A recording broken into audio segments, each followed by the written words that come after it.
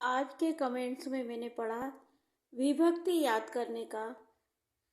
विभक्ति किस प्रकार से हम याद करें, विभक्ति का ही वीडियो लेकर मैं आई हूँ। इसके पहले भी मैंने एक विभक्ति से संबंधित वीडियो डाला है, आप डिस्क्रिप्शन पे उसको देख सकते हैं। और आज पुनः मैं विभक्ति याद करने का सही तरीका लेकर आई हूँ।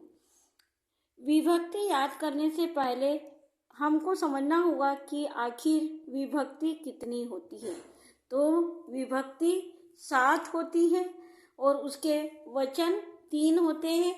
एक वचन मैंने नंबर डाले हैं यहाँ पर, एक वचन, 2 द्विवचन और बहुवचन। अब है 7 विभक्ति, 3 वचन, एक वचन, द्विवचन और बहुवचन। लिंग कितने होते हैं? 3 होते हैं, स्त्रीलिंग, पुल्लिंग और नपुंसकलिंग। अब हमारा प्रश्न है कि आखिर हम इसको कैसे याद करें। इसके लिए मैंने बहुत आसान तरीका आपके सामने बता रही हूँ। सूत्र लगाना है और उस सूत्र को दिमाग में रखना है और हमें विभक्ति का सही उत्तर देना है। अब है हम पुल्लिंग की बात करेंगे। पुल्लिंग और एक वचन। पुल्लिंग और एक वचन में नंबर 1 डाला है ने प्रथमा है और उसके लिए शब्द के अंत में ह आता है।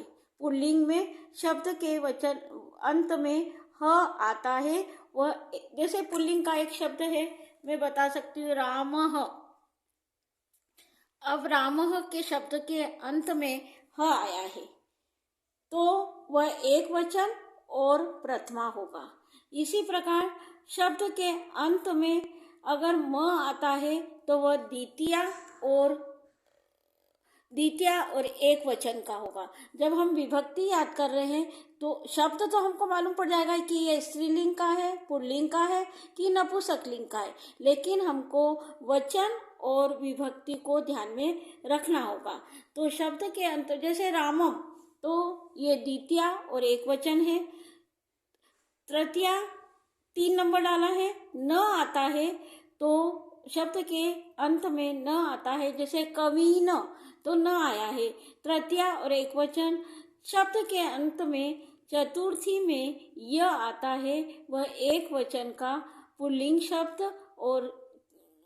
शब्द और चतुर्थी विभक्ति होगी। शब्द के अंत में आया है जैसे कि रामात, तो त आया है शब्द के अंत में, तो हम उसको देखकर पहचान जाएंगे कि ये पंचमी है। शब्द के अंत में जब शय आता है, आधा श और यह एक वचन की षष्ठी होगी। जब शब्द के अंत में जब जैसे उदाहरण के लिए आई आता है, बालकेय, ए आया, क्या आया? ए आया, तो ये क्या हो जाएगा? सप्तमी हो जाएगी। अब आपको सूत्र याद करना है। प्रथमा अह, द्वितीया म, तृतीया न, चतुर्थी य, पंचमी त, षष्ठी शय और सप्तमी ऐ। ये एक वचन की बात हुई। लेकिन द्विवचन में क्या? पुल्लिंग में औ, बालको, ये द्विवचन का है। लेकिन तृतीया, चतुर्थी, पंचमी में शब्द के अंत में भ्याम लगता है और भ्याम लग जाता है। जैसे रामाभ्याम, तो भ्याम आया। तृतीया में भी आएगा भ्याम, चतुर्थी में भी भ्याम आएगा और पंचमी में भी भ्याम आएगा।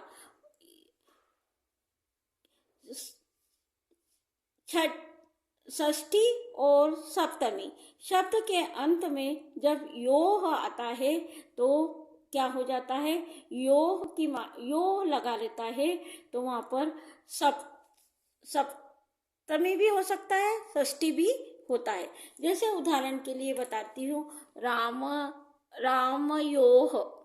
योह आया, ये ओ की मात्रा और ये बिंदी लगी, तो ये क्या हो गया? योह। तो ये षष्ठी में भी होगा और सप्तमी में होगा। तो इसकी पहचान होगी जैसे बालाभ्याम, बालाभ्याम, बालाभ्याम तृतीया में भी होगा, चतुर्थी में भी होगा और पंचमी में भी होगा। इसी प्रकार बालकयो, बालकयो ये सब षष्ठी में भी होगा और सप्तमी में भी होगा। इस प्रकार से आपको याद करना है। अगला है बहुवचन। ये अधिकतर परीक्षा में इस प्रकार की पूछी जाती है। हमको विशेष तौर पर बालका अकारांत स्त्रीलिंग है और इसमें ह आएगा, लेकिन आ की मात्रा लगकर ह आएगा प्रथमा। शब्द के अंत में यहाँ पर म आया, यहाँ पर द्वितीया में पुल्लिंग में बहुवचन पुल्लिंग में क्या आएगा, न आएगा, अहे आएगा। पर ज्यादातर जो परीक्षा में पूछी जाती है भ्याम, तो भ्याम भ्याम भ्याम नाम शु सु, तो ये क्या है, इसमें भी भ्याम भ्याम आया है, तो ये भी क्या हो जाएगी चतुर्थी। और भय भय होगा, यहाँ पर क्या होगा, भयः। क्या होगा, शब्द के अंत में भयः। शब्द के अंत में बहुवचन में चतुर्थी और पंचमी में भय भय होगा और द्वितीया न होगा। शब्द के अंत बालकान न आया है, क्या आया है, बालकान हो, क्या हो गया, न हो गया। प्रथमा में होगा बालकाः, बहुवचन का शब्द है तो आ की मात्रा आ जाएगी न, अयः। लेकिन हमको चतुर्थी और पंचमी, षष्ठी और सप्तमी विशेष तौर पर याद रखना है। शब्द के अंत में भय भय आता है तो वह चतुर्थी और पंचमी होती है। और शब्द के अंत में जैसे बालका, बालका नाम, बालका नाम, नाम आया है तो ये क्या होगी, षष्ठी होगी। अगर शब्द के अंतर में शु, ये वाला शु और ये वाला शु आता है तो वह क्या होगी, सप्तमी होगी। यह स्त्रीलिंग में भी आएगा, पुल्लिंग में भी आएगा और नपुंसकलिंग में, तीनों लिंगों में ये चीज होगी। मैंने नीचे बता रखा है आपको। बहुवचन की फिर से मैं एक बार विभक्ति आपको समझा रही। प्रथमा में आह आएगा, द्वितीया में न आएगा, हलंत लगेगा, अयह आएगा और चतुर्थ पंचमी में शब्द के अंत में भयः भयः, षष्ठी में नाम और सप्तमी में एक किसी में शु आएगा और किसी में सु आएगा। अब है नपुंसकलिंग में हमको पुल्लिंग के अनुसार ही चलना है, लेकिन दो विभक्ति केवल चेंज होगी आपकी, प्रथमा और द्वितीया। और ये प्रथमा द्वितीया भी समान है। जैसे मैंने एक पुल्लिंग वाला शब्द लाई, शब्द के अंत में फलम, म आया, फले ये प्रथमा में आएगा एक वचन में, ए आया द्विवचन में, और शब्द के अंत में नी आया तो ये प्रथमा, फिर म आया, ए आया, नी आया, तो ये प्रथमा और द्वितीया आपकी नपुंसकलिंग में एक समान है। लेकिन तृतीया से लेकर सप्तमी तक की विभक्ति इसी के अनुसार चलेगी, पुल्लिंग के अनुसार ही चलेगी। केवल प्रथमा और द्वितीया चेंज होगा और प्रथमा द्वितीया भी समान ही है, प्रथमा और द्वितीया भी समान है कि, और तृतीया से लेकर तो आपको अलग से पहचानने की जरूरत ही नहीं पड़ेगी। एक आप याद करोगे तो आपको दूसरी भी समझ में आ जाएगी। अब स्त्रीलिंग में भी कुछ शब्द पुल्लिंग, कुछ विभक्ति पुल्लिंग में भी आती है, स्त्रीलिंग में भी आती है और नपुंसकलिंग में भी आती है। अब उसको पहचानने का तरीका, अब यह आकारांत पुल्लिंग है तो यहाँ पर आ प्रथमा में आएगा, जैसे बालिका, बालिका म, द्वितीया में आम, आ।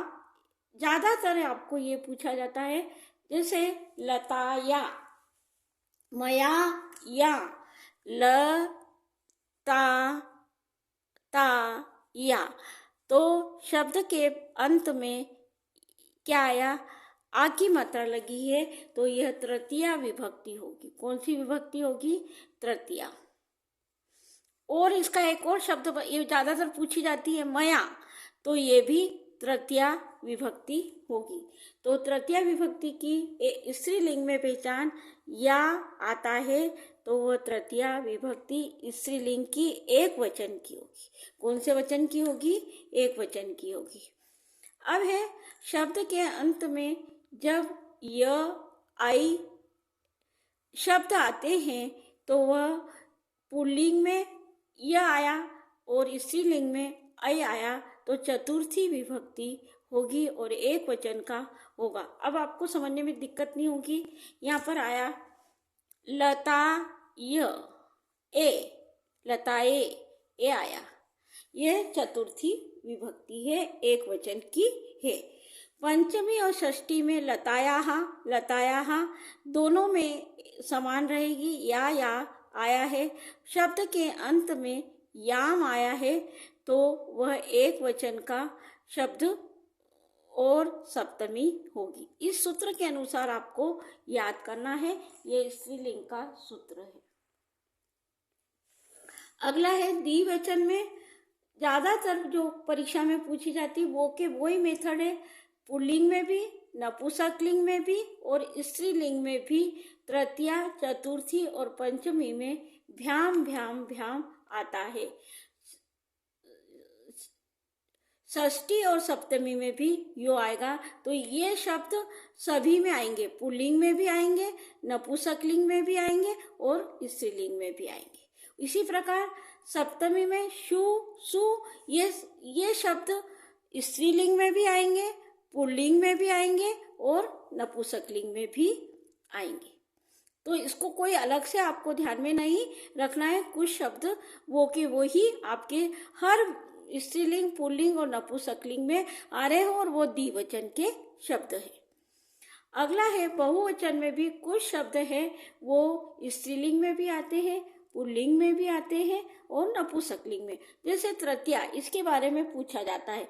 शब्द के अंत में तृतीया में या तो भी लगा रहता है या अएह लगा रहता है, ये तृतीया होती है और ये बहुवचन का है। जैसे बालकेयः, ये तृतीया है लेकिन बहुवचन का भी है।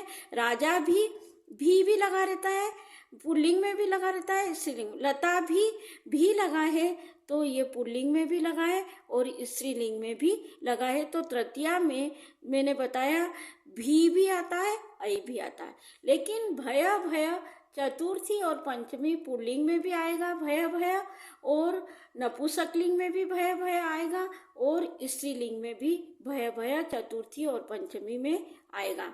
अब नाम की बात करते हैं तो यहाँ पर भी नाम आ रहा है, पुल्लिंग में भी नाम आ रहा है और यहाँ भी नाम आ रहा है। तो ये स्त्रीलिंग, पुल्लिंग मैंने यहाँ लिख दिया है, नपुंसकलिंग, पुल्लिंग, स्त्री में नाम आता है तो शब्द के अंत में तो वह बहुवचन होता है। फिर यहाँ पर फिर मैं एक बार फिर रिपीट कर रही हूँ, यहाँ पर शु और सु दोनों, यहाँ पर स्त्रीलिंग, पुल्लिंग और नपुंसकलिंग में ये विभक्ति सारी समान होती है। शु, सु, स्त्रीलिंग, पुल्लिंग, नपुंसकलिंग। उम्मीद है आज का वीडियो आपको समझ में आया होगा। Thank you.